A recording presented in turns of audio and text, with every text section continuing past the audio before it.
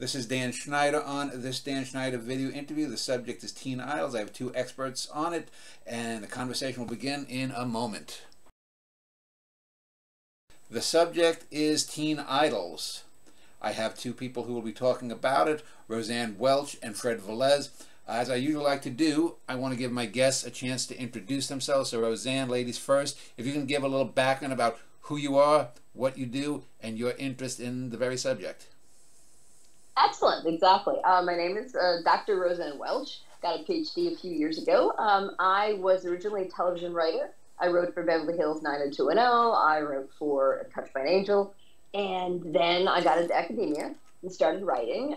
Since then, I've written about 14 different books through ABC Clio and Bloomsbury. A lot of them focus mostly on television or film. I do things studying how American women's history shows up on film. But the very first book I got started on was the story of the Monkees as a TV show, not music. There's been other books about their music, but I had understood that that was a story that hadn't been told. The show was not getting the respect I thought it deserved in the world of television studies. And so, of course, that's why I'm here today. In fact, I did a show a year or two ago about why the Monkees is a great TV show. I put it up there with some of the shows like Batman and F Troop, and even Gilligan's Island was so over the top, they're pushing absurdism. But Fred Velez is my other guest. Fred, welcome. If you could give a little background on who you are, what you do, and why you're here. Hi, Dan. Nice to be here. Anyway, I'm Fred Velez. I'm an original Monkees fan from the 1960s. I was the original MC of the early 1980s Monkees conventions that originated in New Jersey and went all over the place, including the 1986 Philadelphia convention that brought Mickey, Davey, and Peter all together on the same stage for a Monkees convention, and up to the 1989 convention at in Hollywood, which reunited all four Monkees to receive their star on the Hollywood Walk of Fame. And I've been involved with Monkey events for many years. And in the course of that, I wrote two books on the subject, on Monkey fandom. The Monkees, a little bit me, a little bit you. The Monkees from a fan's perspective, which is mostly my stories along other fans about their interest in the Monkees. And my second book, A Little Bit Me, A Little Bit You Too, The Monkees from International Fan Perspectives, which brings in stories from fans from all around the world, from Japan, from England, from Australia, South America, all over. And both books are available on Amazon. And I'm currently working on another book. I'll give details about it later on. But I'm very happy to be here, Dan, on this podcast. So just so you know, Fred, because you have a blurry background, the book's covers were a bit blurred as you were holding them up. So I don't know if you want to de-blur your background so that people can see the book cover. I was trying to de-blur. I'm not sure how to do that. Okay. Yeah. I just want to let you know I wasn't trying to censor you. That's why. No. So before we actually can talk about teen idols, I guess we have to define really what teenagers were, because if we go back 100 years, the modern concept of a teenager really didn't exist. You went to school, elementary school, you either went to a master, an apprentice in some trade, or you went to a factory to work, or you started helping your family pay the bills to get along. Mostly a lot of immigrant families did that. And so it seems to me that it was, I guess, maybe would it have been during the Great Depression or during World War II? Go ahead, Roseanne. If you know the scoop, go ahead. I was going to say, that is something that I studied for the book, because I had to give it the academic bent a little bit. And in truth, we have to get through the Depression. Of course, we still have child labor in the Depression. We have to get through World War II. We get to that point where in the 50s and everything is better. There's union jobs. More people are buying homes. It's the first time we've required children to stay in school until they're 16. They should stay until they're 18, but they could actually leave at 16 if they wanted. So suddenly in the 50s, we have this odd new category of people. And I liken it when I'm talking to students in the same way in the 90s, we created tweeners right, who are the people between 10 and 13, that became the Nickelodeon audience, the Disney, channel type audience. So teenagers were invented in the 50s in the same way we invent tweeners in the 90s, because they were a new group that could afford money. And so there was a way to market distinctly to their group, right? We're talking about jeans, we're talking about rock and roll music, which I'm sure we'll talk about more. All of that became, it's about marketing, crazy enough. That's what it is. So, Fred, let's then talk about some of the earliest teen idols. Because if you look up, I'm looking on a Wikipedia page, but I also looked up several other pages. In the 19th century, they talk about Franz Liszt, and there was a Listomania. He was sort of not only a composer, but a great pianist. But in the modern era, I guess 20th century, would it be fair to say that Frank Sinatra was the first teen idol with the Bobby Soxers? I would say yes, that Sinatra was the first teen idol, because you had the Bobby Soxers screaming for him at the Paramount Theater and everywhere else. You had Bing Crosby before him. He had a big audience, but I think the screaming really came with Sinatra. Mm-hmm. And then after Sinatra, you had Dean Martin and Jerry Lewis. They were big with the teenagers, and they used to have people clamoring for them at the Paramount as well. There's great footage of Martin Lewis throwing autographed pictures outside the window of the Paramount Theater to vast crowds on the street. And then after Martin Lewis, you had Elvis. Elvis came along, and he was like the biggest. He was the biggest, and you had someone like Colonel Tom Parker, who knew how to merchandise him. He may not have been the greatest manager for Elvis, but he didn't know how to merchandise it. Now that he put out I Love Elvis buttons, he put out I Hate Elvis buttons. It was the same person putting them out, so there you go. And you had, after Elvis, you had Ricky Nelson, who was perhaps the first television-inspired teen idol, because he was with his parents on the Ozzie and Harriet show with his brother David. And he actually introduced music that would appeal to teens on his shows. So you had him doing rock and roll, and you had the great James Burton, the guitarist, playing on his records and being with him on the television show. So you had that factor in there. Then you had later on the manufactured teen idols like Fabian and people like that, and the Tommies and the Frankies and all that, like Avalon. And that went on for a bit. And when you say manufactured, what exactly do you mean by that? It means that mostly managers and agents or studios would decide, well, people, the kids like Elvis and Ricky, so let's produce someone else. Like let's get a kid, put him in front of a microphone, and then we'll sell 100,000 million records. So you had like the Fabians. He was discovered by an agent. He wasn't really a singer, but he had the teenage idol looks.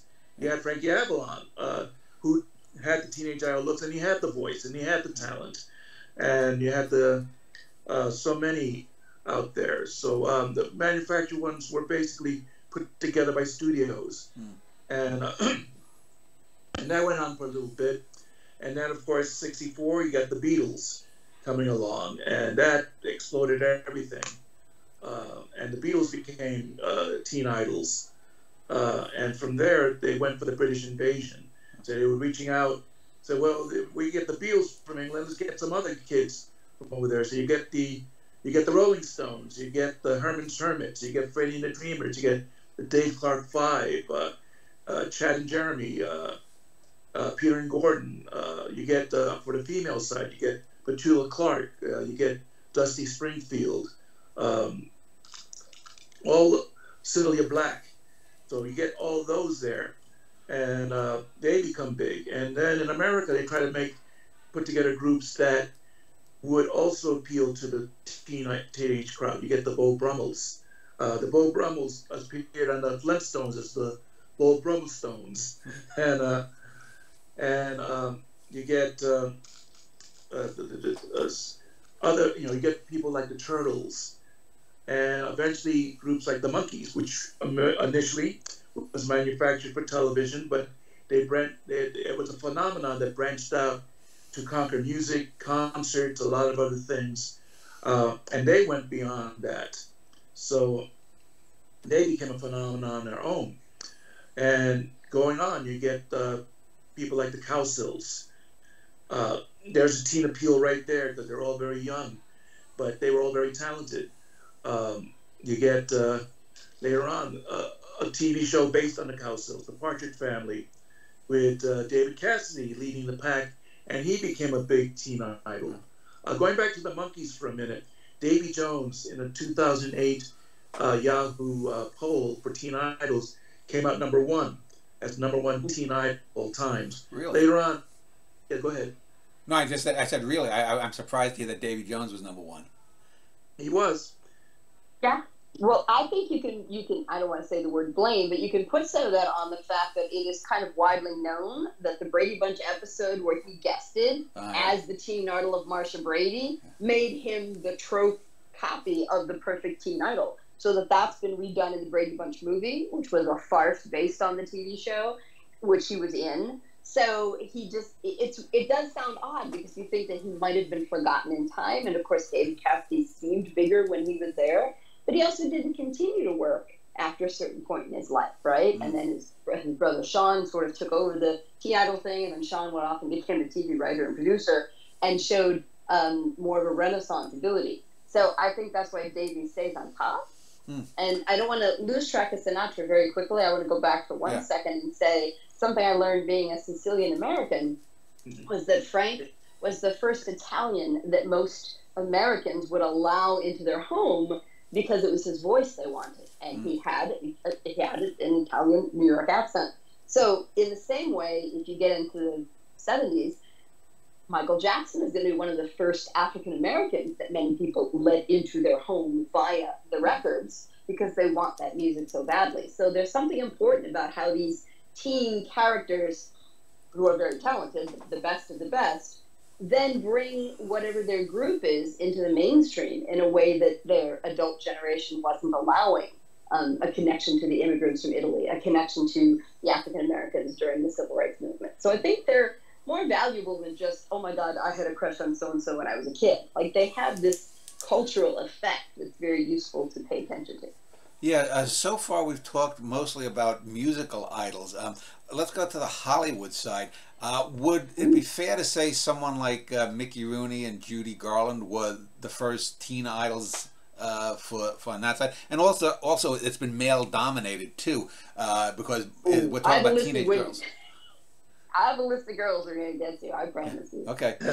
But would Judy and Mickey have been considered teen idols in their day? Were they the equivalents of Tiger Beat and Teen Beat in the 30s? There were not. There were still movie magazines, which they would have been part of, but those again, because they come before this definition of teenager, so that we don't have marketing built toward them. But yes, they were certainly that popular, and they were giving an idyllic version of what being a teen in America. Again, being a white teen, we're not at all being able to discuss what it was like in other groups. Yes, so I would say you're right on that, but they don't fall into that category because we haven't hit that period yet. And the 40s in Hollywood seemed to be more for the pinup girls rather than teen idols. Well, yes. The war. You got to keep in mind that we were in World War II, and we were trying to bring up the morale of the soldiers and the sailors and the Marines and everybody and the Air Force men. Were there? What better way to bolster the morale and have pinup girls? You know, so you had the Betty Grables, you had Lana Turner, Judy Garland during her Sweater Girl period. As Bob Hope would say, you know, there was a great radio thing with Bob Hope and Judy Garland when she was in her teen years, where he says, "Bob, what's all this mystery about being a sweater girl?" He says, "That's a mystery, Judy, I would like to unravel."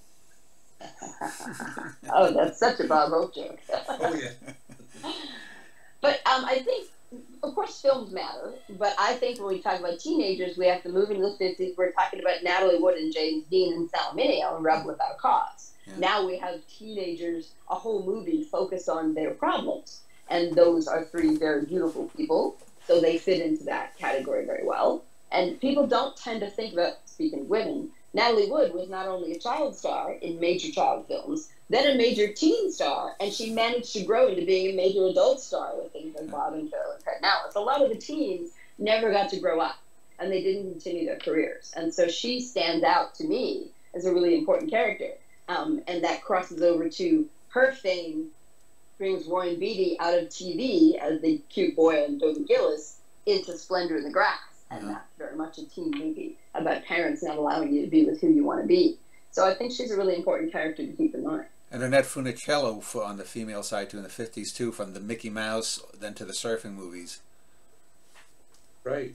And her last movie in the 60s was Head with the Monkeys. So, right. Which I think is a very underrated film. I think it's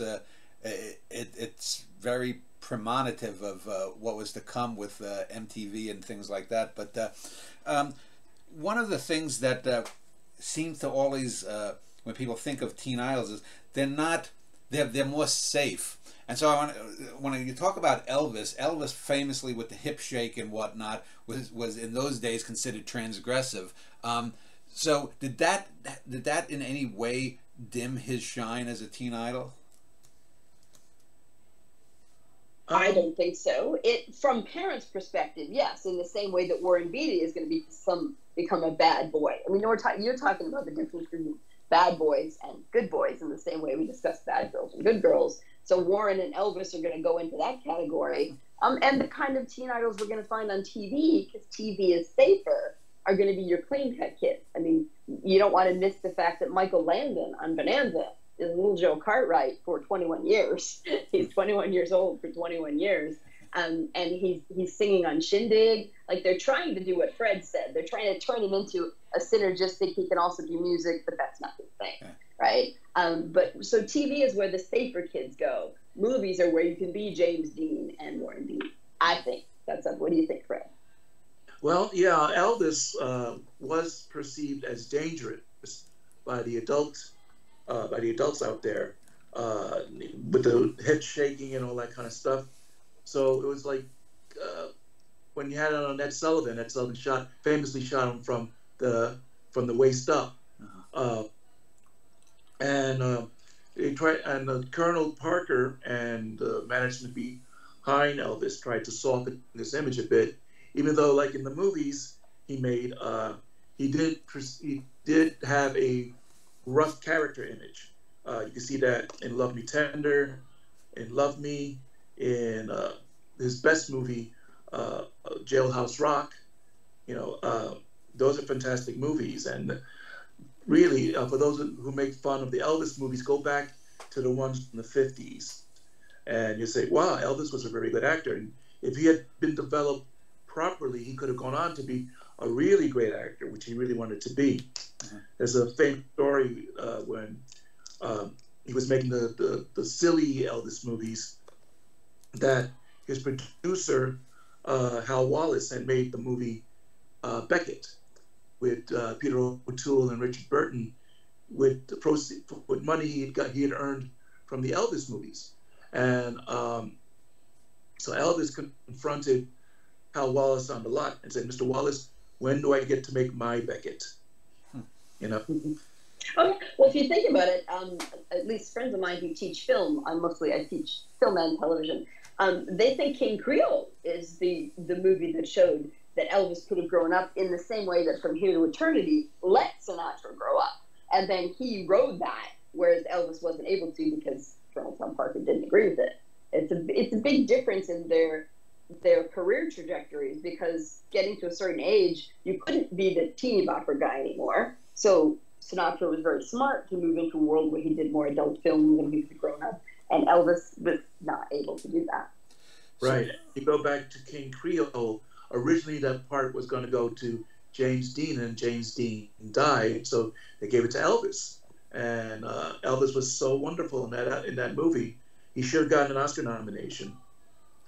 So when did the Tiger Beats and the Teen Beats come along? Because I was born in '65, and by the time 1970 came, my earliest memories being 4 or 5 or so, all the girls were either hippies or they were reading Teen Beat and Tiger Beat. And what Teen Beat and Tiger Beat, I think, weren't they owned by the same company? They weren't rivals. They were more complementary. No, Tiger Beat was done by Lawford Publishing, and I forget the publisher of 16, but 16 was located in New York, and Lawford was in California, which they had an advantage of because they had everybody in movies, TV, and music all in California. So that worked in their favor. Elvis was actually, I think, the first person to appear on the cover of, I think, either 16 or Tiger Beat. Mm-hmm. So it started pretty early with the teen magazines. Mm. So again, it was that other version of marketing, and also 17 magazine is just for girls, so it's a lot of stuff to do with makeup and whatnot. But there were always things about who the coolest guy was and who you should be watching and that sort of thing. So it spreads into the other lifestyle type magazines as well. And weren't they? You talked about manufactured idols. Both of these magazines, you know, some guy would appear on some movie of the week, you know, a 12-year-old, and then, you know, isn't so-and-so cute, and they have an interview with him like it was the Playboy interview or something. So weren't these magazines basically just glorified hype machines? Yeah, we said at the same time. Pretty much. You had, like, in the 60s, you had Saji Khan was a big teen idol at the time because of the show that he was on. And you had, like, Leif Garrett and people like that who came out of television who were pushed into the teen idol role. Leif Garrett later made records. Just like Sean Cassidy, yeah. Like Sean Cassidy, exactly.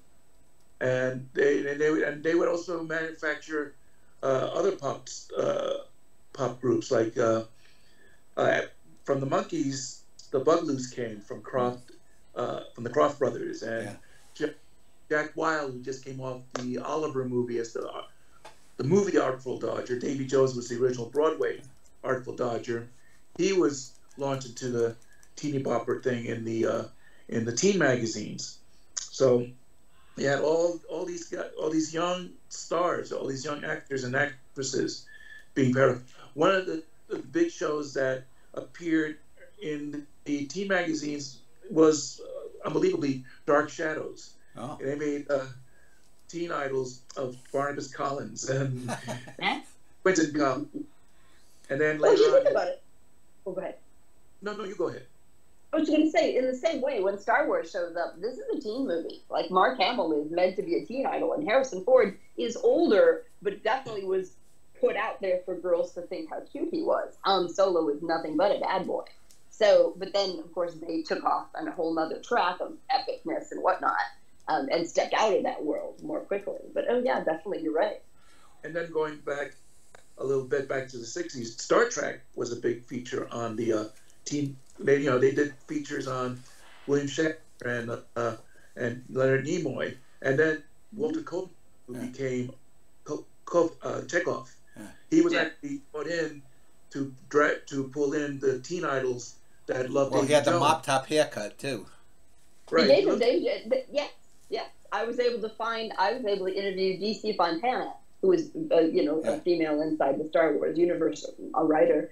And she was able to bring me a copy of the memo or whatever it was from Roddenberry that said, we need the hair like that kid on the Monkees. The Monkees had that aired yet, but everyone inside the network had seen it, and they knew that it was coming. And, of course, he had done a couple of albums, so he was a little bit known. He'd appeared on some shows. So he wanted exactly what Fred said. He wants to get that audience, and so make that guy look like him. And Koenig hated that wig so much. It was hot, and he thought it made him look stupid, which is very funny. But. Yeah, and it's the Saturday morning Sid and Marty Cross shows also had their share of teen idols. You mentioned the Bugaloos, but they also reused 60s children. You had Johnny Whitaker on Sigmund and the Sea Monsters. You had, who was the fellow from the Munsters who was on Lidsville? Butch Patrick. And then Wesley Ure became huge on Land of the Lost, which ran for like 3 seasons. Loved that show when I was a kid. Oh my God, and who knew, like, just for the day, the special effects were good enough for the kind of audience they were approaching. Oh yeah. It's too bad the movie was such a stinker. Yeah. Yes, that's funny. It's true. Now, I don't want to lose track of what I think is really interesting about these lines is, of course, for some people, it's a great stepping stone and they can move on with their career. And for some, we have Michael J. Fox, who himself in the 80s is going to be a teen star. And then bam, after we get through, I mean, he is Michael J. Fox. He's brilliant. But Sean Cassidy as well, people forget because he disappears from in front of the camera and disappears from the recording studio. And he creates, American Gothic and Cover Up. He creates like 5 or 6 TV shows and has been a producer, still as an active producer of television and writing scripts right now. So he was able to parlay that out of the, oh, look at me, I'm cute with my feathered hair, into the, look at me, I'm actually a talented, creative person. Here's what I do. So I think it's really interesting. It works for some people. It doesn't work for others. So let's just turn back to the 60s for a moment, because the Beatles are one of those, they're above just the simple stars. I mean, they're this like supernova force that, as you mentioned, brings this whole wave in, not only of some great musical bands, but the whole teeny bopper, Hermits and all that kind of stuff. Fred, let me start with you. How were the Beatles in a sense the ultimate teen idols, because they were the Fab Four, so they were 4 times as good, or 4 times as idolish? Well, as Ed Sullivan, I think, was quoted as saying, with the Beatles, you got Elvis Presley times 4. So you had 4 distinct personalities there, and you could name them: John, Paul, George, Ringo. Yes, there was Pete Best before them, but that was in England. When they came here, it was the formation of the 4 that we know. And believe it or not, the 2 most popular ones were Ringo and Paul. Well, Paul, yes, because he had the... well, he was the cute one. He was the cute one. He was the cute one. But Ringo, I think, he appealed as sort of like a big brother to the teen idols. I mean, to the teenagers, teeny boppers. John was married. George, erudite, too smart, too adult already. Exactly. George was very quiet and serious. Paul was very cute, and Ringo was, like I said, the big brother type. So yeah. And then you remember, if you go a year later, they had the Beatle cartoons. Yeah. So that appealed to the even younger Beatles fans, the fans that couldn't go to the concerts and like that, but could stay home and watch them on TV every week in a new adventure.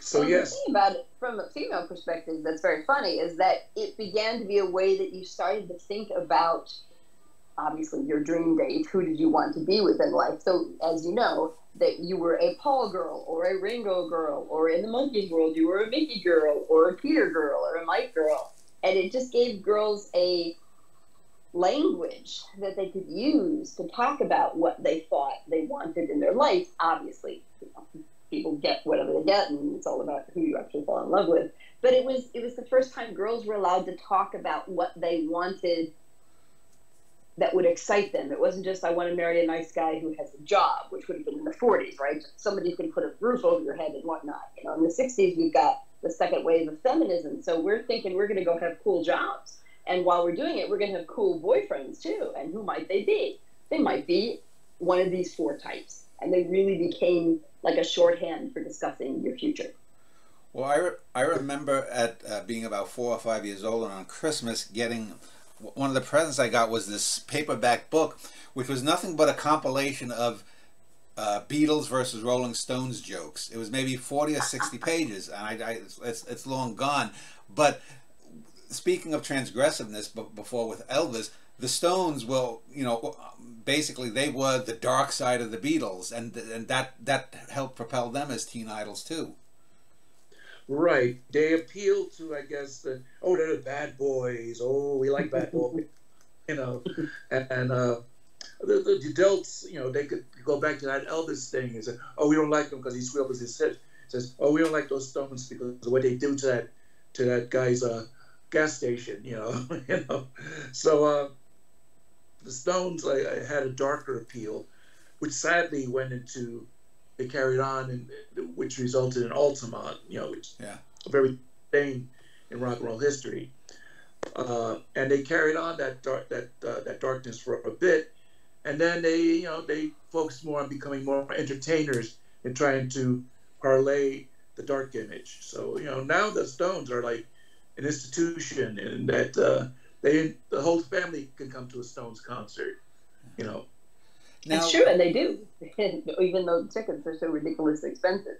But also, it's because they were more blatantly, obviously their songs were more blatantly sexual in a way, again, that parents even verbally now forget how they looked. And that was a step in the wrong direction. But it's also, again, where girls judge themselves. If you wanted a cute boy from TV, like, let's say, Michael Landon, versus your friend wanted Mick Jagger, well, she was clearly more mature than you, right? Mm. She was already growing up, and you were this little girl looking at cute boys with feathered hair. So we started to make a hierarchy out of who was the more grown-up girl based on which boys she chose. Exactly. So let's talk about the Monkees then again, because we mentioned them and you're wearing the shirt, Fred. If Davy Jones was the #1 idol, it's odd though, because Mickey Dolenz probably sang 75 or 80% of the songs. It's true. He wasn't out front. It's rare that a drummer is your lead singer. It happened to be, as Fred knows, and I'm sure we'll extrapolate on. But yeah, the idea was it's the guy in front who you're looking at, because you're looking at him be cute. Yeah. And Mickey was the funny guy. And funny guys aren't your teen idols. They aren't your first choice. Yeah, he reminded me of the guy from the Bowery Boys, Leo Gorcey, when I used to watch those old Bowery Boys things on Sunday afternoons with my dad. So one person who's almost forgotten, and if you said the name now, this person was huge, and that's Bobby Sherman. Can you talk? Well, but I don't think you could find anyone under the age of 40 who would have any clue who Bobby Sherman was. Maybe Roseanne, if you want to just give his rise and sure. I won't say he's obscure. It'll tie into the Monkees with Fred, because obviously Bobby Sherman comes up through TV. He's on a show called Here Come the Brides, and that also had a young David Soul, who's going to grow up and be part of Starsky and Hutch, right? So that was the beginning of his career too. But he starts there in TV. It's a 2 or 3 season show, and that gets him the attention. That puts him in all the Teen Beat magazines. Then when the Monkees do an episode called Monkees at the Movies, it's adorable because he plays the nasty teen star when our boys, who aren't famous, right, in the TV show, are there as extras, and he's terrible to them. And all the arrogant nonsense that people assume were true of all actors. So he crosses into a world where he's making fun of himself, which is quite adorable. And he's actually worked for years. He was on Frasier in the 90s. I mean, so he was still, I understand he was a very lovely man, and that makes a difference in the longevity of your career. And so he kept working in town, but he did not maintain that level of adorableness that was associated with the beginning. Fred? Right. He actually worked prior to the Monkees and Here Comes the Bride in shows like, I think, Shindig or Hullabaloo. I think he was one of the extra singers, singers or dancers on those shows, and he eventually worked his way up to being a co-star like on the Monkees show, and then being one of the major stars on Here Comes the Brides. And from there, he was pushed as a teen idol singer.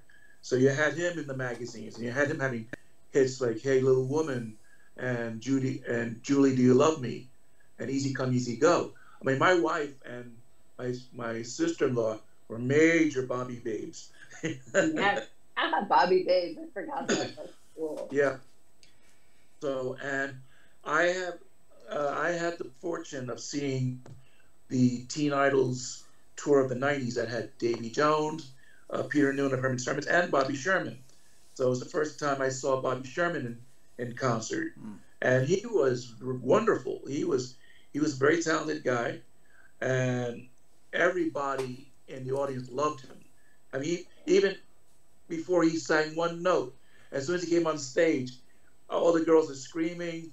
They say, "Bobby, sign sign my lunchbox, you know, this. And he's going out in the audience, shaking hands, giving kisses and everything before he sings one note. And it was great. And what that speaks to, go ahead. Yeah, he comes across as a very humble guy because if you know, after he got out of the business and became a paramedic in Hollywood, in Los Angeles, excuse me. And that sort of like normalized him. You know, he said, well, I'm finished with the show business. Let me do something that's really important. And he only went back for the Teen Idols tour because he was getting a lot of demand to be out there and people wanted to see him again. And then after he did that, he went back to his regular day job. You know, so you got to give him a lot of credit that he was able to put aside what I guess he would consider the nonsense and get to the, okay, that was fun, back to the real world. And you got to give him a lot of credit for that. Very much so. And also, he's a good example of when people want to see people like that again today. It's the same reason they say that we're drawn to the music of our teen years, obviously because it reminds us of that very special time. So likewise, these teen idols, to have a picture of them, to get to see them touring in a show as we've seen the various Monkey shows, it's just, that's a moment that you get to sort of crawl back into your inner child world. I think when Penn and Teller, when the Monkees did their most recent reunion tour, he was quoted as saying he had to buy himself tickets to like 3 different showings because that was a promise his little self had made to himself. But when we grew up, they had broken up and disappeared. And here was his chance to relive that moment of being 10 again. So the appearance of somebody like Bobby Sherman does the same thing. Yeah, my wife, Linda, tells me she'll never forgive me because I got to see Bobby in concert and she never did.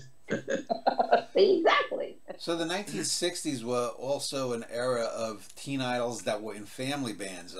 This might have started early with like the Lennon sisters and the King sisters, but then we got the Osmonds. You mentioned the Cowsills, the Jackson 5, and the Jackson 5 and the Osmonds are always compared. They were sort of the salt and pepper battling families.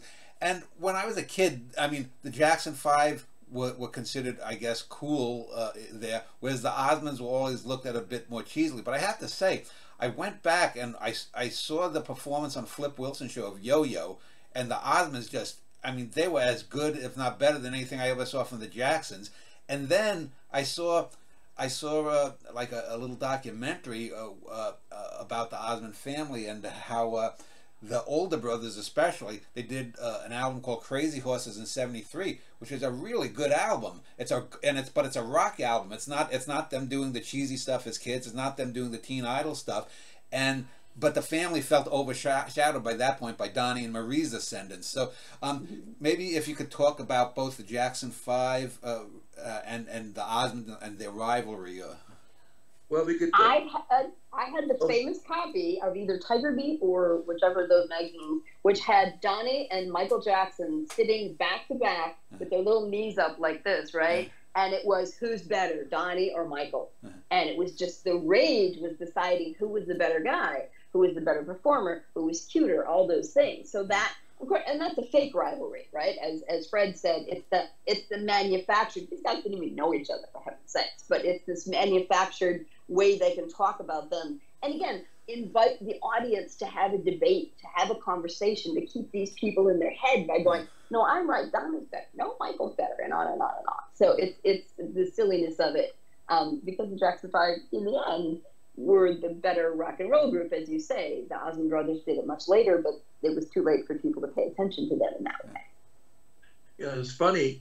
One of the Osmond's biggest fans is Ozzy Osbourne. He loved and people like Led Zeppelin admired the Osmonds as a rock band. They said, whoa, these guys really work it up.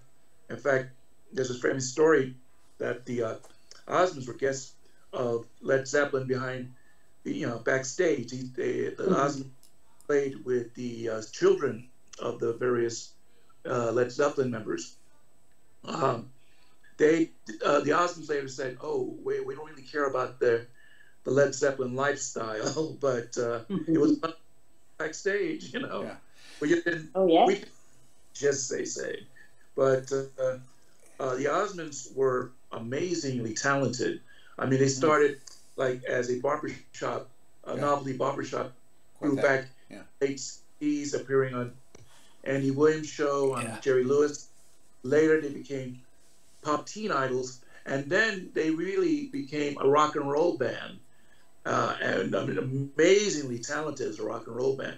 You just got to play Crazy Horses. So this is not a teen opera group. This is a rock and roll band. You know. But nothing. The problem is nothing can compare with Thriller. I mean, Michael Jackson breaks out as such an amazing songwriter, and then when you break into We Are the World group and the people he's working with, Quincy Jones. I mean, his work gets taken more seriously in a way that Donnie's never will. You know, I was just in Vegas a few months ago, and there's a big billboard saying, you know, Donnie is the most popular entertainer in Vegas based on some voting situation. And I thought, well, that's good. I'm glad for him. I think he's a lovely person. But I mean, he's not going to write his own music, right? Yeah. This is a big deal. And when the rock and roll world, the real people become those who write and create the music themselves, and that's the Osmonds are from an earlier period where you perform somebody else's work again, like Judy Garland or anybody. So it's like although the Crazy Horses and a couple of the other later albums that flopped were written 90% by the Osmonds, but I was surprised when I found out that they weren't Italian, because they look so Italian. That apparently they're Welsh, because I can swear I remember on a Donnie and Marie show or one of their Christmas specials that they said. They had said they changed their name from Osmondo to Osmonds, but no, they're in Utah. There's no Italians in Utah. There's no Italian immigration in Utah. Yeah. There's no Italians in Utah. Well, I know we're talking mostly American, but we've mentioned some of the British invasion. Were teen idols a similar thing over in Europe, or like the Bee Gees as brothers started out as teeny boppers in the 60s before, and then they became sort of flower children, and they became disco kings? Well, in England, they had Cliff Richard. Yeah, Cliff Richard was a major star. Is still a major star in England. He still has a huge following back there. He was inspired by Elvis. He was the first really major rock and roll star in England with the song "Move It," which is considered the first real British rock and roll song. With the Shadows, he became the front man. He was the inspiration for groups like Queen and Led Zeppelin, and they admired him very much. Elton John and Eric Clapton once talked and said, how come we made it big in America and around the world, and you're still just big in England? They said, I don't know. You know, Cliff Richard had hits in the United States, mostly in the 70s, with Devil Woman, and what's the other one? Devil Woman was the big one. And there was another one I can't. It's on the tip of my tongue. I just can't get it right now. Well, the reason I ask is I had done a show a few months ago after stumbling across on YouTube this rock band from Australia called Zoot, and who was the main songwriter? Rick Springfield, who I remember from General Hospital mostly. But we all knew that he was a major guitar player, and he was one of the best in the world. But his songs that he wrote for them were so good. And I listened to his latest album. He's got a rap thing. The man is 75 years old, and it's a goddamn good song. And yet he again. So do you think that some of these people, because we mentioned the Osmond family, other than Donnie and Marie, does sometimes being a teen idol work against you? I think so. There was a big group that was huge in England called the Small Faces. Oh yeah, with Steve Marriott. Steve Marriott, Kenny Jones, Ronnie Lane. They were huge in England, but they never made it in the United States. And then he went on to Humble Pie with Peter Frampton, who went nuclear in the mid-70s. The Small Faces, the only hit they had in the United States was Itchy Coo Park. Yeah, that was the only one. And like you mentioned, Humble Pie came later, and then the Faces, in which Rod Stewart and Jeff Beck emerged from that band and became major stars on their own. So, well, Jeff Beck actually early he was already a known commodity from the Yardbirds. Right, from the Yardbirds and other other projects he did. You had other bands like The Sweet in England were huge, and they had a couple of hits in the United States, but not. They didn't last too long. Susie Quattro, who's American, whose career was bigger in England than it was in the United States. Most fans would remember her from her appearances on Happy Days in the 70s. Leather. As Leather Tuscadero. So, so you know, it varies, I think, by country. ABBA was big, weren't it? And they broke out as a worldwide phenomenon. But I think it's interesting to note that we do that also in the States, because I'm from Cleveland originally. That's where I grew up. And in Cleveland, the Michael Stanley Band was the biggest thing you could ever hear of. And they just never broke out of being a regional band. Whereas Bruce Springsteen started as a regional band. Now we're sort of off the teen idols. The Michael Stanley Band were a little bit teen idols. But the idea, he then broke out big across the whole world. And the Michael Stanley Band never did. So I think we sort of, and I know some other friends who have, when they grew up in Georgia, this was the greatest band you ever heard of that I never heard of. Yeah. So it's interesting that we do that regionally as well as across the world. Well, culturally, why one thing strikes, we don't know. Yeah, in the late '60s, the big LA band was what the hell? Love, and yet the Doors came along, and you know they got people don't even know that Love existed. Not Love. Yeah. Well, Love had the issue. I remember reading they were a interracial band, and so there were clubs they couldn't play in. And right away, you're going to be stopped, and you're going to have audiences who aren't going to buy their records for that reason. And it kept them. I saw a documentary on them, I think, that made me. I didn't think about that as a kid, obviously, and that was a very sad thing to realize that would get in the way of their getting bigger. So funny thing. Jim Morrison appeared in pinups in Tiger Beat and 16 magazine. Yeah. Until he was too bad of a boy for any moms to let their kids buy. Exactly. Right. So I want to talk about the guy who probably is the one that most made me want to do this show. And I was listening to the Partridge Family, and I have to say I liked the show, and I liked the character he played as a kid, Keith Partridge. I think he was a very good comedian, but I have to say, the songs that the Partridge Family, of course, like the Monkees, was a manufactured band. They had the best writers and whatnot. And the songs are terrific. Carole King being one of the notables to write for it.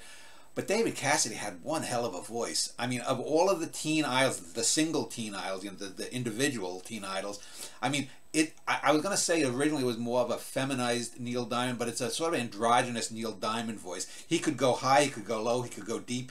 He had this great plasticity to his voice, and the songs that they gave him were really terrific. I mean, he covered the Rascals song, How Can I Be Sure, some of the main Partridge songs, The Rainmaker is a terrific song, and he, for about 3 or 4 years, he was breaking the Beatles records. I mean, he was almost a one-man Led Zeppelin when they were breaking all the arena rock records. But he was huge. I mean, he was even huger in the UK. And then after 3 or 4 years of it, he just sort of, I don't know, did he walk away from it or? No. I think the issue with him, I saw him in the show that all former teen boys eventually do, which is Joseph and the Amazing Technicolor Dreamcoat. I saw him do that on stage. And I realized, or at least in my opinion, I realized then he's born in the wrong generation, because he should have been a Broadway / 1950s, 40s musical star.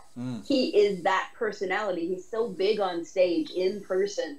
He is somebody that should be doing The Music Man. He should be Hugh Jackman, but he was in this weird place where he was in the wrong era for what his talent was, right? And he comes out of a family of musical performers. Yeah. So that's where he belonged, but it didn't exist. And by the time Hugh Jackman shows up, of course, David Cassidy's gone. So he was stuck in the wrong era for the talent that he had. Especially when you consider who his parents were. Jack Cassidy, major Broadway star and later television star, and Shirley Jones, one of the great performers in theater and film and television. Tonys, Oscars. I mean, he really belonged in that world. And so I think, to what Dan said earlier, the Partridge Family was a mistake for him, and that perhaps if he held out to do something theatrically in New York, he would have been somebody we respect in that level. But who knows? When you're a kid, someone says, "Here's a job," you take the job, you know, and you give it a shot. When you go back to the Monkees, yes, you had all those fantastic songwriters like Carole King, Jerry Goffin, Neil Diamond, Boyce and Hart, Carol Bayer Sayer, Paul Williams. Did I say Harry Nilsson? No, not yet. You should. Yeah, but also the Monkees themselves were capable songwriters, especially Michael Nesmith, who was a amazing songwriting talent. I mean, his solo albums after the Monkees, I think it was the best work he's ever done. I love the Monkees stuff he wrote, but I think the stuff he did as a solo artist is better. So you had that songwriting talent there. They were great performers in concert. They could do a live show. They were fantastic. Davy Jones used to say, "We're not really a group, we're an act." So that's the way he perceived it. David Cassidy, I think he wrote some songs on his own, but he did have songwriters writing for him. He had possibly the same wrecking crew musicians working on the records, and he covered some good songs like "Cherish," other songs like that. He actually covered in his solo career Paul McCartney's "Tomorrow," which is a great cover of it. But I think he was overwhelmed by the whole Teen Idol thing. I mean, he traumatized by a fan dying at one of the concerts in England. That she was crushed in the fans, and he couldn't believe it, and that traumatized him for life. And he wanted to leave that and just unwind and just try and find out what's going on in his life. And he took a long sabbatical, which I think hurt him in the long run. He was still able to do shows. He was still able to do television and things, but they weren't at the same level that they were during the height of the Partridge Family popularity. But he did go on to Broadway later on with Blood Brothers, with his brother Sean, and with Petula Clark. He did Joseph and the Amazing Technicolor Dreamcoat and shows like that. He did a lot of Vegas shows. So he was able to latch on to the theatrical bits of his career, and I wish he had done more of that. But I think the money from him touring as a solo artist was, hard to pass by. I mean, I remember seeing one of his solo concerts at Westbury, and the thing I came across is that he seemed a bit bitter, in my opinion, in his solo shows. Like when he goes on the stage and fans are flashing their Partridge Family lunch boxes for him, the signs. No, I don't do that. I don't do that. And says, calm down, calm down. He's like a grown up trying to tell the kiddies that, all right, shut up. I'm gonna do this. Well, he was sort of like Leonard Nimoy with Mr. Spock. He had that love-hate. But I think this also speaks to what Dan said earlier in terms of could some people grow out of this, and what helped, like as back even what Fred said even earlier in the manufactured groups, everything out of Motown was manufactured, right? All of those bands were put together by Berry Gordy. Some hit, some didn't. Many people who started in those bands were very young, but because the teen magazines weren't referencing them outside of the Jackson 5, they weren't splattered over, oh, you're a teen idol, because a lot of those kids were 18 or 19. So they were able to grow mature into their music so that we can have Lionel Richie. We can have all these major African-American talents who might have been ruined by being looked at as teen idols, but because our country was not open to thinking of young black men as being idols, they weirdly had a better deal as grown-ups, which I think is very strange and very sad. But so in the same way, some people do grow up, and some just didn't. They weren't in the wrong place at the wrong time. Well, right. There's a great story about Donny Osmond in the 80s. He was trying to get back into music, but the old image of Donnie Marie was like nobody wanted to know about it. So he put out a record with no artists on it, and he sent it out to the radio station, and they played it without telling anybody who it was. And everybody, they thought it was great, and they would say, play that song again by that Mystery Right singer. Play it again, play it again. And then they finally revealed who it was. That it was Donny Osmond. People, whoa, you know. So that was one way he was able to get back into doing the kind of music he wanted to do. And he and Michael Jackson were friends. And Michael Jackson, from what Donny Osmond said, would call him from time to time because just to hear somebody who had been through what he had been through, just to keep him leveled, because he saw Donny as a little bit more level, down to earth, and he just needed that voice just to get him down a little bit, Well, that story is exactly, that's the story of Robbie Benson in Beauty and the Beast, right? Because Robbie Benson essentially was a teen guy. He did the Ode to Billy Joe, the TV movie. He did Our Town on television. He was that cute young boy, and then he couldn't get work because he grew out of being a cute young boy. And then when Beauty and the Beast happened, his agent sent a tape of him doing the Beast voice without telling them who it was. And they hired him, and they're like, oh my God, it's Robbie Benson doing the Beast? But he was perfect at it. So it's really, that's a perfect example. If you could hide your past, you could begin again. But it's very difficult for someone to do that when their face is what they sold. Well, it's yeah, I always thought that after the Monkees, Davy Jones should have gone straight, headlong back into Broadway. Right. He should have gone right back into Broadway and developed a Broadway career from that, because he had the talent to. He'd already been there, yes. Yeah. But we weren't, I tell students this often, we weren't as an audience sophisticated enough to understand the Renaissance ability that a true actor and performer has to go back and forth. It was the days of if you did TV, you were a hack. And so nobody would believe you to take you seriously in Broadway. But it's in the modern era when somebody like Neil Patrick Harris can start as Doogie Howser, do Rent in Broadway to prove that he's a grown-up, come back to television, go back to Broadway, get his Tony Award. I mean, we didn't let people do that in the 60s. We weren't adult enough to understand that. Look what Patrick Harris did with Hedwig. That as a far away Doogie Howser character as you could possibly get.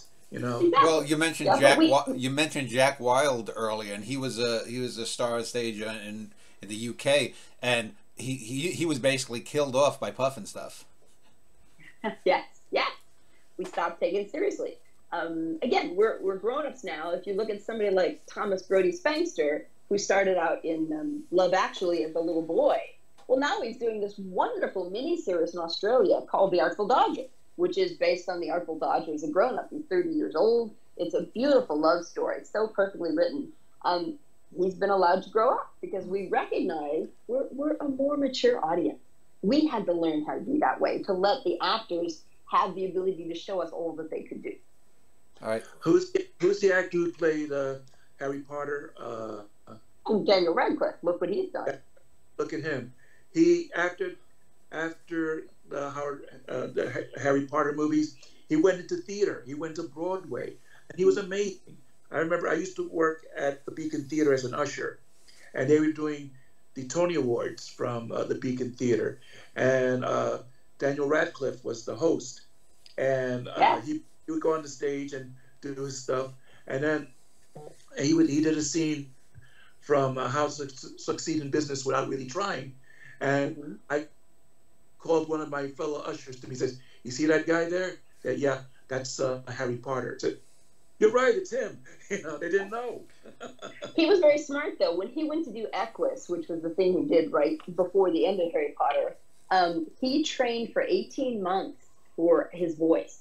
Not because there's no singing in Equus, but he had been told that most movie or TV actors who go to Broadway, their problem is they can't be heard believably at the back of the theater. So he got a vocal coach to make sure nobody would do that to him. He took the change seriously because he knew that otherwise he would be branded as Harry Potter forever.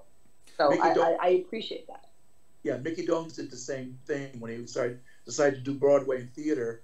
That he got a vocal coach to work on it for his, not only for his singing but just his voice projection, and that worked for him. And so he was able to do Broadway. He was in Aida, on Broadway. He did Grease and Hairspray. and Hairspray, right? So it worked for him. And also, what was the other thing he did? Pippin. He played the king in Pippin. So he was smart to do that. I wish Paul McCartney had trained his voice the way Mickey had. Mickey's voice still holds up, while Paul's still having some issues. Roseanne, I want to talk about television in the 60s, and we mentioned the Partridge Family. You can't mention the Partridge Family without mentioning the Brady Bunch, because the Brady Bunch produced probably, those 6 kids were all over these teen beat magazines from 69 through probably 10 years, even though the show only lasted 5. And in my opinion, even though she wasn't my favorite, I think without a doubt Maureen McCormick was the queen bee. She was everywhere. She was the girl every guy wanted to date. She was the girl that every girl wanted to be. Marsha. And Barry Williams had his fans. Christopher Knight, when he got a little bit older, had his fans. And I actually think Eve Plum was the most talented of them, with Dawn, Portrait of a Teenage Runaway, and stuff. But without a doubt, Maureen McCormick was Maureen McCormick really? Would you say she was the most popular in at least the early 70s, the female idol? I would. She's preceded by Sally Field in Gidget, right? So this is the first time we're going to see a girl on TV who's a teen idol and all that stuff. So then we move into the Brady Bunch. I was of that generation watching that show, begging to be a blonde. All I wanted was to wake up with that perfectly straight, gorgeous blonde hair, right? It was never going to happen to an Italian. So she was very much the goal that everybody was looking for. And it worked for a long time. It also caused her trouble later in life because she couldn't grow out of that. Yeah. Again, in the way we've allowed more modern women to. But, I think it's important to think about the fact that they were the best. But the audience is smart enough, even then, to know when something is being forced on them. If someone accidentally, like Ricky Nelson, could be an actor in a parents' program who could sing, and he was good, we recognize that. When they tried to give you the Brady Bunch Family Hour, or whatever they call that, where they were doing their own little variety show, it was terrible, because that was not the major skill of any of those children. Yeah. And it was wrong to force them into trying to do that, because it comes across as very cheesy and very bad, and it was bad for their careers, because that's how people will remember them. When it was just them on the show, it was adorable, and it struck a nerve. The favorite story about that show is that it was the first show about divorced parents on TV. That's what Sherwood Schwartz said, but he just never mentioned they were divorced. You never heard about the previous parents. You assumed they were dead. But in his mind, they were both divorced people getting together and blending their family, because he read an article about how there were more divorces in America in that era than there had ever been. And so he wanted to represent that. So I think it's very interesting that was the genesis of it. And then it was how popular the children were that kept us going. It was, the house, and they had a maid. Who the hell had a maid back in the day? Now, so all of that was so aspirational. I wanted to ask about a forgotten teen idol star, also female, also blonde, but about a decade before Maureen McCormick, and that was Candy Moore on the second incarnation of Lucy show. Because, and the reason I say this is, I saw some articles and I saw a few videos about her. She was apparently so popular that Lucy was jealous and kicked her off the show after a year or two. And then after that, the only thing she did was she posed for the Cars album Candy-O as the bodacious model. Do either of you know about Candy Moore, her trajectory? Because apparently she was on the covers of all these teen magazines in 62, 63, 64. I just remember early days of the I just remember her from the early days of the Lucy show, seeing the rerun and seeing her there. And we're talking Candy Moore, not Mandy Moore from the 90s. Oh, okay, great. No, I follow her that much, to tell you the truth. Yeah. I know of the Cars cover. Yeah. But that's about it for me. Okay. Go ahead. I was simply going to say, I think her problem was that was just before the real hit of that. It wasn't a habit yet for people to buy these magazines as much. We hadn't yet had females. I really think Sally Field was the one who broke out and made everyone to look for a girl in those magazines. And so I think Candy was just a hair too soon. And of course, you're right. And she stayed on the show. TV exposure is amazingly important for this sort of popularity. And the minute it goes away, people forget you exist. So that was very unkind. Yeah. Well, you got to go back a little bit before Sally Field. Shelley Fabares and Father Knows Best. She became a pop idol by singing, by having a couple of records out. So, and she was in a couple, and she was in some of the surf movies too, the Frankie and that type of movies. Well, that's a good segue, Shelley Fabares, because she later appeared in the '70s on One Day at a Time, and you talked about being an Italian girl. Valerie Bertinelli was the cute, sweet Italian girl that from New York. You know, someone like me would dream of having someone, and then she married goddamn Van Halen. But that's the ultimate dream. She married a rock and roll star. That was like, she lived the life that every girl. But I remember, and she was the normal one. Right, and her sister was the trouble. And I remember it was always Val and Mac talk about this. Val and Mac open up. Mackenzie Phillips, the daughter of John Phillips, and who was the Michelle Phillips, John and Michelle Phillips. Right. Yeah, exactly. And you got to, you know, like you go like to Sally Field. She starts in Gidget, then later The Flying Nun, and then she starts doing television movies, which help bolster her appeal as an actress. And she goes on to win an Oscar for Norma Ray. So, you know, you like me, you really like me. Which is a perfect example of, she understood that it might be possible she would never work again after those shows. She knew that she could get smeared with that "you're just a cutie pie little girl" thing. She really had to push. She did that show, I can't think of it, the TV movie where she had, Sybil, she had many personalities. And that was the beginning of people going, wait, that girl could really act. And then she did those silly Burt Reynolds movies because they made money. But they made her an adult because she was with Burt Reynolds. Yeah. So now she's not a little girl, she's a grown woman. But you're right. She had, I mean, it's an amazing trajectory that almost could have not happened had she not been that talented. Yeah. Right. And there's two later movies she made, which were excellent. Forrest Gump, he played Forrest's mother, and then Lincoln, where she played Mary Todd Lincoln, his wife. So, and she was excellent in both of those. So we've focused on. I'm 60 years old, so we focused on basically the 60s and 70s, and we did a little bit earlier. I'm pretty much a blank when it comes to that. I mean, I know there was Menudo and Ricky Martin with the Hispanic. They were the sort of the Hispanic Beatles, at least in terms of being idols, or maybe the Hispanic Osmonds. And then you had the Britney Spears and the Disney girls of the 90s, on all the Nickelodeons, all this stuff. Selena Gomez, who's now also grown up and proven that she has more talent than being in the Wizards of Waverly Place. So, my favorite, Miley Cyrus with Hannah Montana. Yeah. There you go. Amazing. Back a little bit to Partridge Family again. You got Susan Day. Yeah. Who developed as an actress and went on to Law and Order. You know, so there you go. Anyway, go on. No. Susan Day went to L.A. Law, wasn't it? Yeah, you're right. Yeah. Okay. But so in the last 30 or 40 years, has teen idoldom sort of settled down, or is it, you know, has there been, I wouldn't know, but has there been a David Cassidy level teen idol? Is Britney Spears the closest, I guess, and then she, you know? I think Leonardo DiCaprio, think, with Titanic. Yeah. You know, he was in all the teen, magazines when Titanic was out. Justin Bieber. Have another one right there. Again, huge. You know, he came from his own YouTube channel, didn't he, or something? His mother put up videos of him. Oh, okay. He was mentored by, I think, sadly, Sean Diddy. You got the Britney Spears, you got the Miley Cyrus, you got currently Billie Eilish. A lot more females, it seems, than in the Golden Age. Taylor Swift, for God's sake. Yeah. Taylor Swift is a teenager when we meet her and breaks out of that, just like Miley.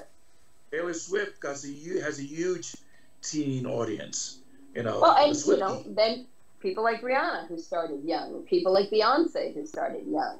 I mean, yes, women have taken a larger chunk of the music scene than they were pretty much allowed to during the rock and roll era. It was difficult, right? We're still, I mean, the Bangles and the Go-Go's were outsiders for being all-girl bands, and now there's all these women fronting major performing at major concerts. So you got the rap. Some of the rap artists have teen audiences. You know, like back in the day, 50 Cent had a very young audience. Lil Wayne, you know, guys like that. Today, like that, Taylor Swift would probably be the big one right now. I think that's true. Mm-hmm. So as we wrap this up, I wanted to ask a few more questions. First, a more philosophical one. So, you know, we're here now in 2025, and the news is either Donald Trump is doing something to destroy the world, global warming is going to destroy the world, the robots and artificial intelligence are going to destroy the world, and then there's probably 3 or 4 dozen lesser threats that are going to wipe us out if those ones I mentioned don't succeed. What role does the teen idol serve in general historically, and will they be serving that same protective bubble maybe for younger kids, for young minds, do you think, as we go forward into this century? Well, I think the teen idols help to enclose teenagers into a little safe bubble so they can say, I don't want to know what's going on in the world. I just want to see this show, or I want to listen to these songs, or I want to see this movie, and just get out of that and just be there with my guy, with my girl, and just enjoy it for what I am. I'm a young person. I don't really have to know what's going on around me. I just want to have a little bit of fun in my life while I can.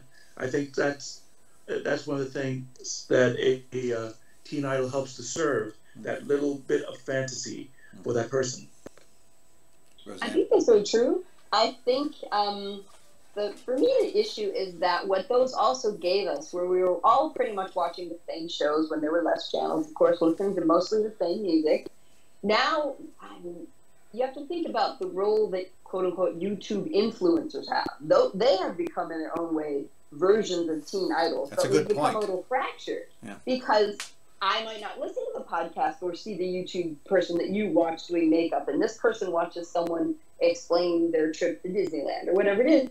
So it's kind of fractionalizing the audience, Yeah. I think, which is what we miss with we could all come to school the next day and say, oh my God, did you see the song that David sang yesterday? I got to get that album. It was so great. So I think that's going to be where that's going to take us in 10 years. I don't know. Right. Like my wife, there's certain YouTube video people that she likes, and it's not all the same thing. So you can't just say, did you watch last night's comedy show on the network? Said, no, I was watching this YouTube video of this guy making a dessert. So Right, yeah. everything's fractured, exactly what you said, Roseanne. So you got different interests for different people. So it's hard to say when, if ever, there's going to be a phenomena that will capture the attention of a vast audience. Right now, everything's too out there, too fractured. Yeah, it seems to me that they've almost mirrored sort of the decline of Saturday morning cartoons, in that when I was a kid in the 70s, when that Schoolhouse Rock song came on and got into your mind, all the kids on the block they know this. You knew the goddamn Constitution. Not to bring a certain president into this again, but kids knew the Constitution just from that infectious song about being a bill, or the Constitution, the preamble. So let me just ask both of you this then, before we wrap up. Fred, and then Roseanne. Is there anything that I have missed? Is there a glaring error, or some social point, regarding sociology or something, teen idols, or anything that you think is important just to add to the conversation before we end it?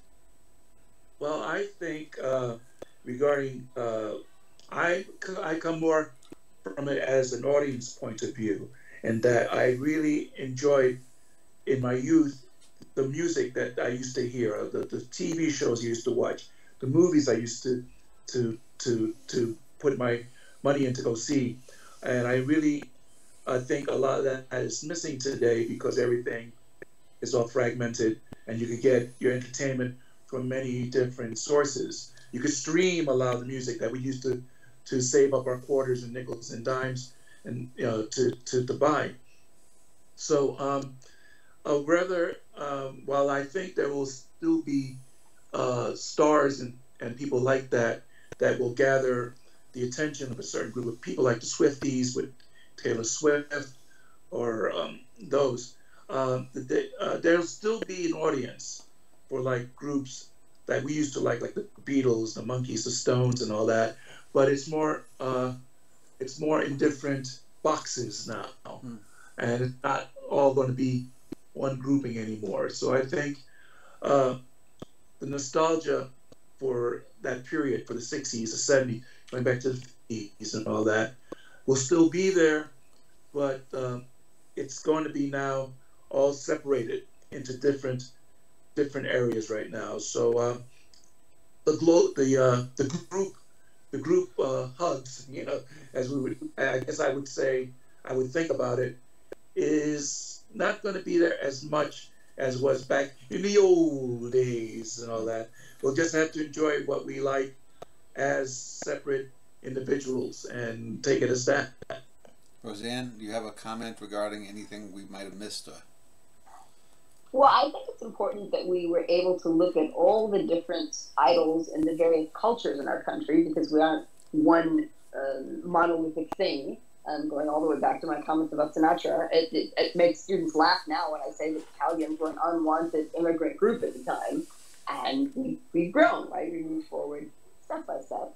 So I think the important thing about all media is that it is how we express our culture, and it's important to pay attention to what's the most popular thing at each given era, because it's telling us something about what we need and what we want and what we want to bring into our lives, because we are inviting these characters. It used to be just we said that about TV. Now it's movies as well, because we're streaming the movies. So we're inviting these experiences into our home. What does it say about where we are as a society? And that's what we're going to look back on. What sociologists will look back and say, oh, in this era, they wanted this, they wanted that. My joke about the Monkees is, long before I knew I was supposed to fall in love with cute boys, I was like 7 when the show came on the air, and my parents were divorced. And what that gave me was a set of big brothers to visit every week. It made me feel better, so I wasn't alone. And TV has always provided that company to people who are lonely, whether they're our grandparents who aren't being visited, and so they're watching reruns of some old show they like, or whether we're children and we're having issues in our families. So stories are what help us in tough times. And so they'll always be necessary. And I think that's why they're much more than just nonsense. They really deserve to be looked at in the way that you're looking at them. So my final question for both of you, and I'll go with Fred and end with Roseanne, is given what Roseanne just said, looking back, say, in the year 2100, when there's over a century between the heyday of the people we've been talking about, Fred, who would you say, by whatever criteria you want to use, was, say, the 3 most important of these teen idols in the last 50, 60 years, and which one, regardless of import, is your favorite? So who are the top 3, if you could name them, and then your personal favorite? You mean who I think teen idol, who was perceived as a teen idol, will be still famous? Yeah, we'll be like... Back in the 20th century, there was a Bobby Sherman, and Sherman was this, that people who are going to be writing sociological books and then are going to look back and say, this was an interesting phenomenon because of these people. Okay, this is my opinion. I think the 3 that are going to stand out 100 years from now are going to be Sinatra, Elvis, and the Beatles. Okay. The others in that circle, maybe a Judy Garland, or an Elton John. I think maybe the Monkees will be in there.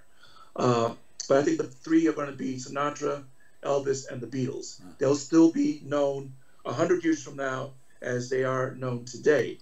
My own personal, I think you could probably figure it out. Okay. Monkeys will always be number one with me. To me, it was always between the Beatles and the Monkeys. They would interchange who was number one. One day I'll be in the Beatles mood. Other days I'll be in the Monkeys mood. Because of my books, primarily it's the Monkeys. But I have always have a big feeling for also Elvis and Sinatra. Later Elton John, people like that. But the Monkeys will always be, because I got to know the Monkeys later on a personal basis. Mostly Davey and Peter are the two Monkeys that I really got to know personally, and I missed them both. Oh, hello. I don't know what that was. I guess they're visiting. Same question for you, Roseanne. Your top three that the sociologists are going to look back on, and your own personal favorite. I'm going to agree with Fred on Sinatra. I think Sinatra will always be someone to analyze for all the reasons we've said before, and was an important factor from his youth all the way through his old age. I think that's why he's going to stay. I understand the Beatles as a phenomenon, but I think that when people are studying and thinking, they're going to focus more, I'm thinking more into John Lennon, simply because he's getting considered more the philosopher that came out of that group at that point. And I'm going to add Taylor Swift to that list. I think that it's an amazing thing that she's created as a young woman in this era, and it's not going to go away in the near future. And people are going to want to know why at this time she struck in the way that she struck. And I would say, just like the Grammys recently, it's actually a tie between Taylor and Beyonce. And I honestly don't know who of the two of them. I think both of them. But yeah, I think definitely that's the phenomenon we're not going to miss 100 or 50 years from now. And who's your favorite? Well, I was speaking academically, choosing all three of those. So if I had to pick between the three, I would probably pick Sinatra. But the funny thing is, I thought you were going to say you had like maybe a Wayne Osmond poster or something in the back. Now, you know, the truth is, the reason I wrote the book about the Monkeys is that I'm a Mickey girl. And my dream was always to grow up and marry Mickey. But as much as I adore the work they did, I don't think 50 years from now, although the power of television has kept them alive all these years. Yeah. And TV will only just continue to rerun and rerun and rerun. So there you go. Fred could be right exactly at that point. Well, I'll run, folks. Yeah. Well, I will link to your websites below this video. You can contact either Roseanne or Fred there. Thank you both for spending about an hour and a half speaking about teen idols. It was a lot of fun. Thank you. It was fun. It was great seeing you guys.